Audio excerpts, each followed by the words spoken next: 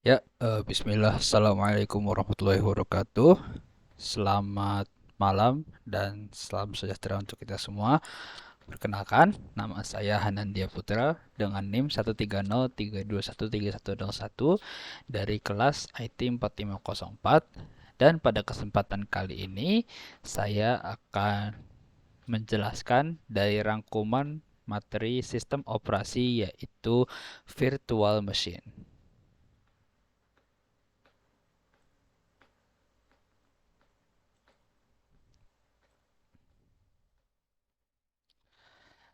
Virtual machine. Yang pertama adalah virtualization.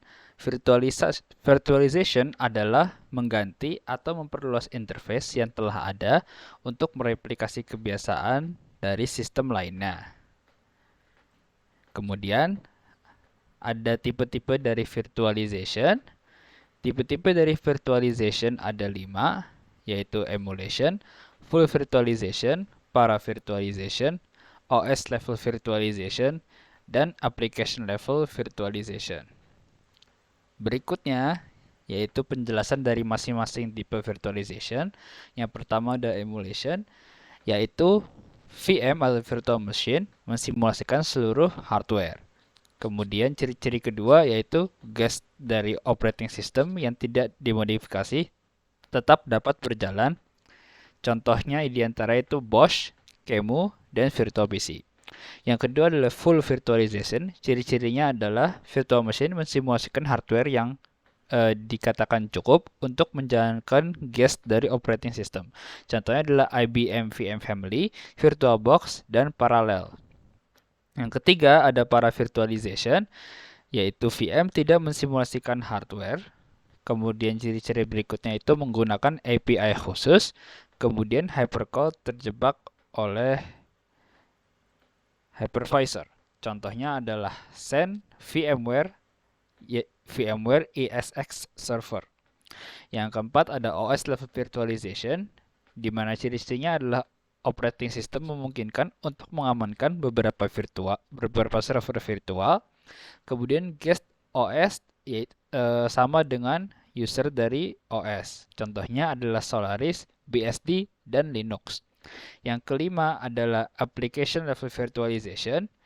Ciri-cirinya adalah aplikasi diberikan salinan dari komponennya sendiri. Contohnya adalah JVM atau Java Virtual Machine, kemudian Rosetta, kemudian Wine.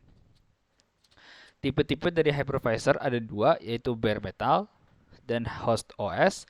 Bare metal di mana ciri-cirinya adalah OS berjalan di user mode, tetapi mengira berjalan pada kernel mode. Contohnya adalah updatable page. Kemudian ada hardware support, di mana ciri-cirinya adalah instruksinya sensitif dan terdapat fitur Intel 386, yaitu mengacukan instruksi sensitif pada user mode. Tipe kedua dari hypervisor adalah host OS atau host operating system. VMware, ciri-cirinya adalah ketika program loading, dia mencetak kode untuk blok basic. Kemudian jika terdapat instruksi sensitif, akan diganti dengan prosedur VMware.